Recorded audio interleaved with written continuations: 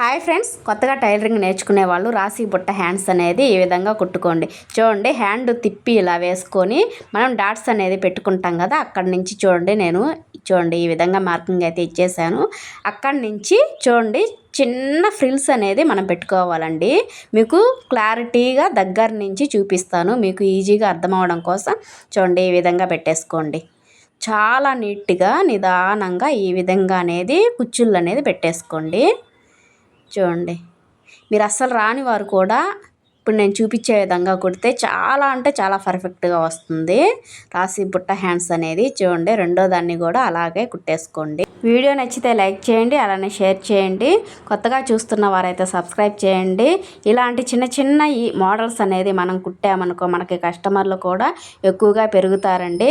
మరిన్ని అప్డేట్స్ కోసం మన ఛానల్ని ఫాలో అవ్వండి. ఓకే, బాయ్ ఫ్రెండ్స్, నెక్స్ట్ వీడియోలో కలుద్దాం.